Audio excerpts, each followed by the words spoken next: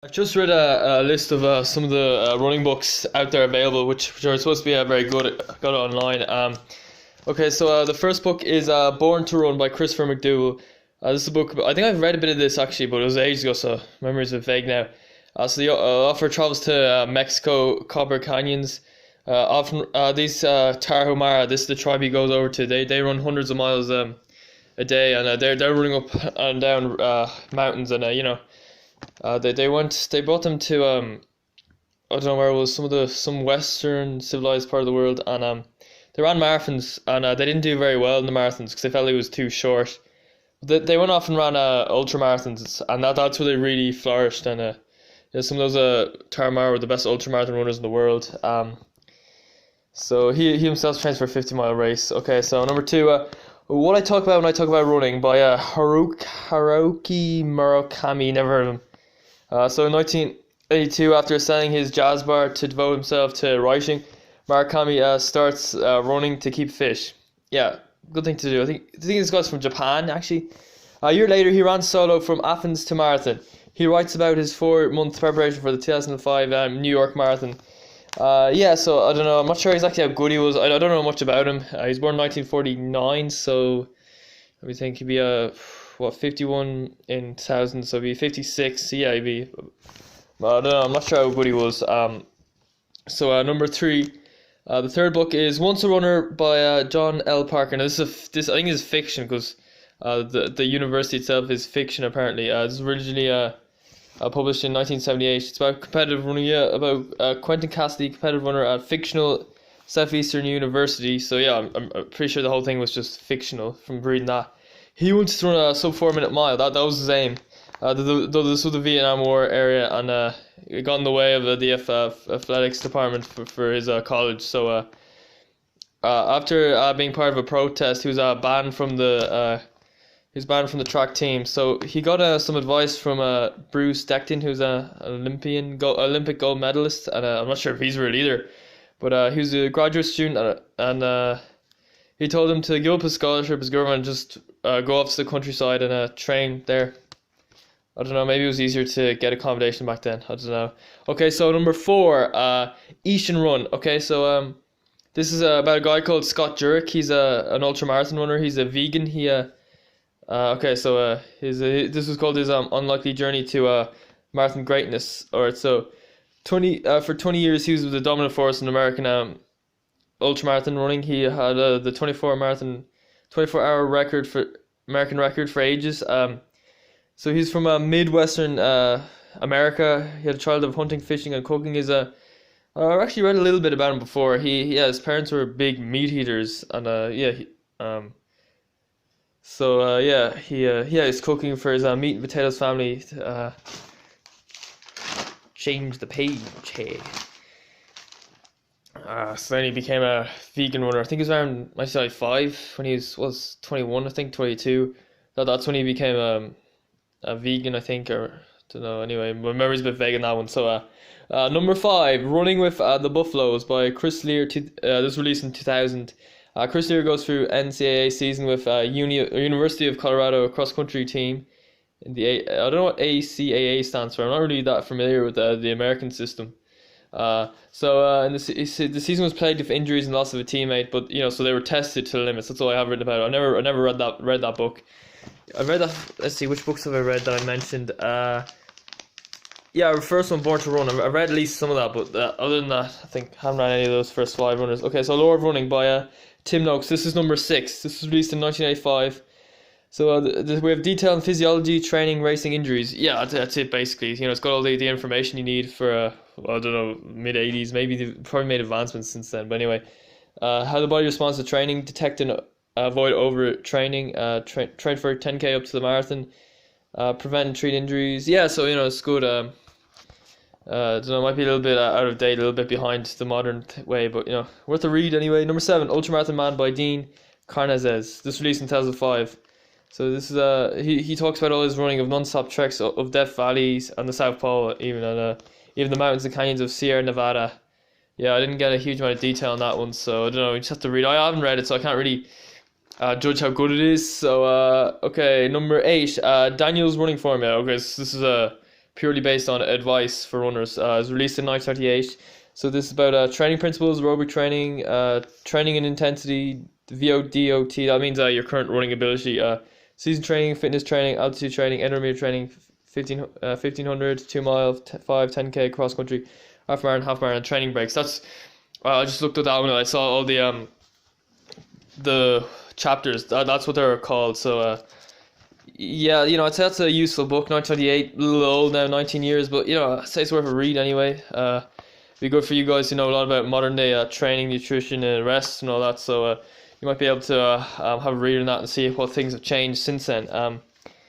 Running with the Kenyans by Adharan and Finn, 2012, released then. I read this book. I don't think I read it all, but I read some of it. This guy, Adharan Finn, he seemed to be a very talented runner. He didn't seem to be into sport at all when he was younger. I think he was born around the mid-70s, so his parents were hippies back then. They called him a really weird name, Adharan, and I don't know if I pronounced that right. Comment section below if you want to correct me.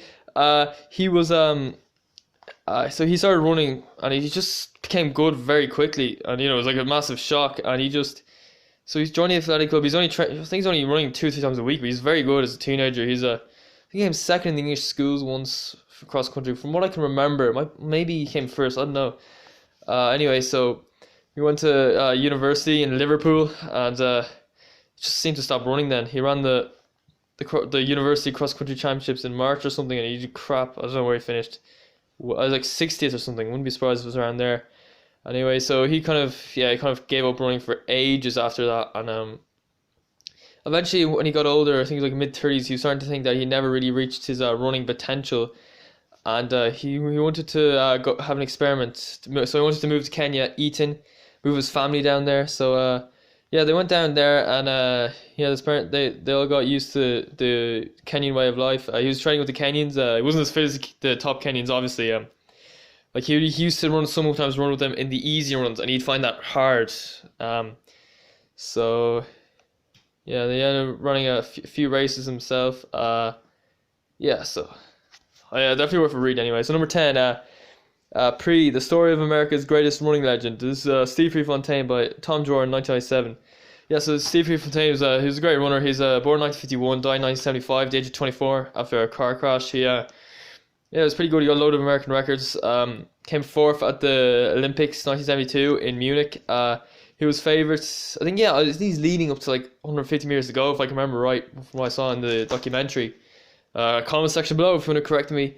But anyway, he was a good runner, American runner. I think he lived in Oregon back in the day. He was couldn't run 1976 Olympics obviously because he was dead. He chose to stay amateur, and he fought for adequate funding from the American amateur runners. He felt they deserved it. So they're all the books I got from online. 2 of them I've read, at least some of. The other 8 I haven't, but it's worth a try. Like I think I should go to the library more and get some books. Anyway, I'm just gonna go downstairs now and get some 2 other books that I've read. Oh, by the way, this is a book I read about Sebastian Coe. Is crap as well. Wasn't really much about his training. It was it was about politics. So I wouldn't recommend you read that. I thought it was crap. Okay, so where is it now? Here we go. I recommend this book as well. Endurance, Emil Zatopek, 2016. A very, very recent book based on his running. I haven't finished it yet, but I'm very close. I haven't read it for ages. I'm kind of getting off topic. Probably should finish it. Finish what you started in this case. And he was from, where was he? I forget where he's from actually. Czechoslovakia. That was where he's from. And he was a runner himself. He started running at a shoe factory when he was 14. So he started working there. He wasn't very enthusiastic about it first, but eventually got into it. And his dad didn't want him to run. He sent him letters when he moved out saying you should stop running because it's bad for your health. So you should do something more productive with your time, like I don't know, getting wax for the bees or something like that. He turned out to be a good runner in the end. He also went through some of the communism in Czechoslovakia at the time. He had an old coach there who got tortured. They eventually released him though, but I wouldn't like to be tortured. So, they electrocuted him. He couldn't stand. Not nice at all. He was he broke the 5 and 10K world record loads of times. He won the 1948 Olympics. He won, I think, 1 gold medal, 1 silver, 5 and 10K. I'm not sure which. 1954 he won. Let's see, what was it? He won a treble, which is I don't think it's been done since then. He won the 5K, 10K, and the marathon. Yeah, he had the world record. He broke the 5K world record once in his life in 1954. It was the first time it had been broken in 12 years. Running was it? I think 13:57. But after that, for the next 3 years, the record went to free fall. They got down to 13:36 by 1957, I think. It's broken like 5 times a year or something back then. So yeah, he was seen as eccentric. He worked as an army man. Yeah, good book. Anyway, so another book based on Mo Farah. I think I'm gonna look for it now. Yeah, I think this is a good book as well. Based on Mo Farah's life. He was born in Somalia back in the day. Where is it? Here we go. Oh, those books. Never read them anyway. I haven't read this in ages. I read it like loads of times. I haven't read it in a while now. Mo Farah is based on his life. He's born in Somalia in 1983. He had a twin brother. He moved to England at the age of 8. His brother was 6, so he had to stay there. And for some reason, he ended up staying there until just had him staying there. And Mo Farah was away from him until he was 20. That we came back and saw him. So yeah, he he didn't have much English. He was a bit of a messer at school. He ended up playing running because he was winning school races really easily. He only trained like twice a week, same like the other guy, Adharan Finn, but he kept it up, unlike him. Yeah, he ended up becoming Olympic champion. He still is. He probably wants to be winning the gold in the London at the World Championships. Okay, so that's my video today based on different running books. I mentioned 12 in total. No, I mentioned 13. Yeah, I mentioned one book you shouldn't read because I read it and I thought it was crap. So yeah, do what you feel is like. Would that be like, comment, subscribe? Free country, and I'll see you next time.